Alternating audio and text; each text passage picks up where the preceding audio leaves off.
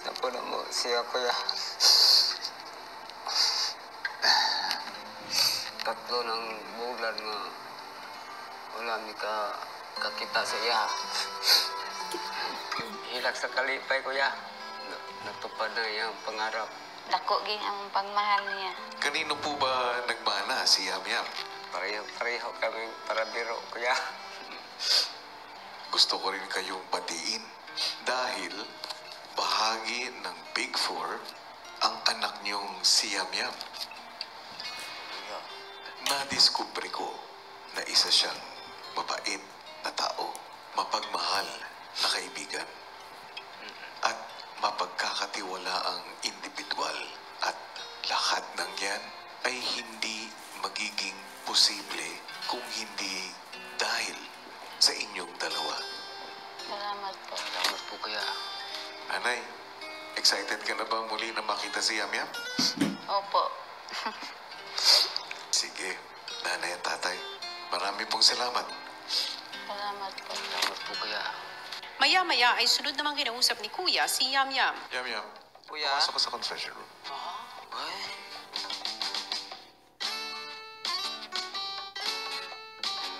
Yamyam, Kuya? tulad ng ipinangako ko sa inyo, kung sakaling matapos ninyo ang task na ibinigay ko, ay isang treasure ang makukuha nyo. Handa ka na bang kunin ang treasure mo? Handa na akong kunin, kuya. Buksan mo yung kahon sa harap mo. What is this?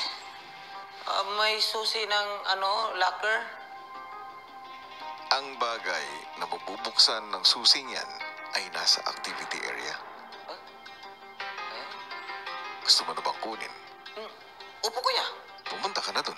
Ay, thank you po, kuya. Si Yamyam agad namang binuksan ang treasure chest.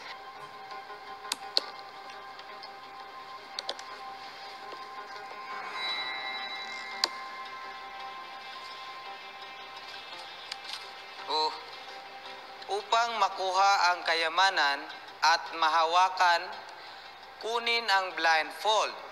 Umupo sa trono at mga mata ay takpan.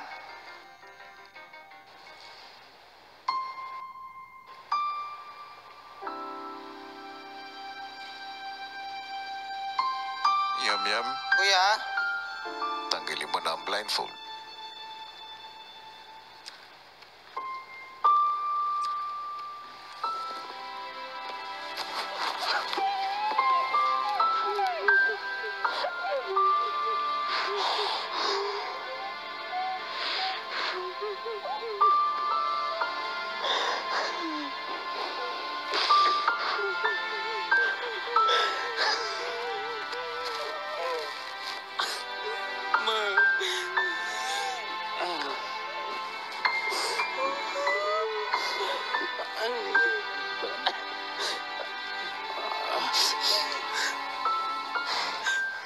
pugi ah.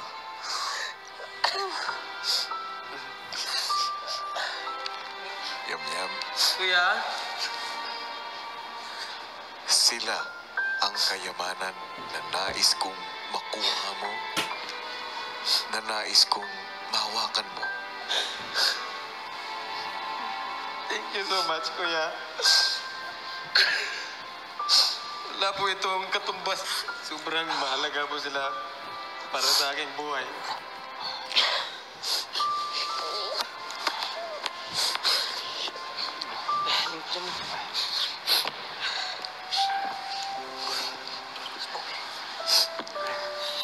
Kung may sapatos, ako magdahom anong makabot ko ngayon. Medyo mag-give up na ako. Iniisip ko lang kayo. Tanaw ka na mo kanunay. Namay mo ang regalo para sa imo. Kasi may palitan na. Kamo? Oo. Pero, kaning regalo ha, ang butang pwede mapalitan.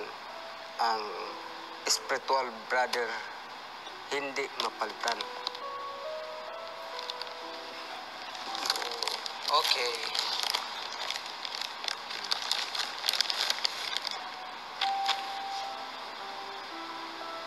Mm. Mm. Thank you so much. Nada mo yung kwarta eh, palit ano eh? May gamay. Gusto mo kwarta?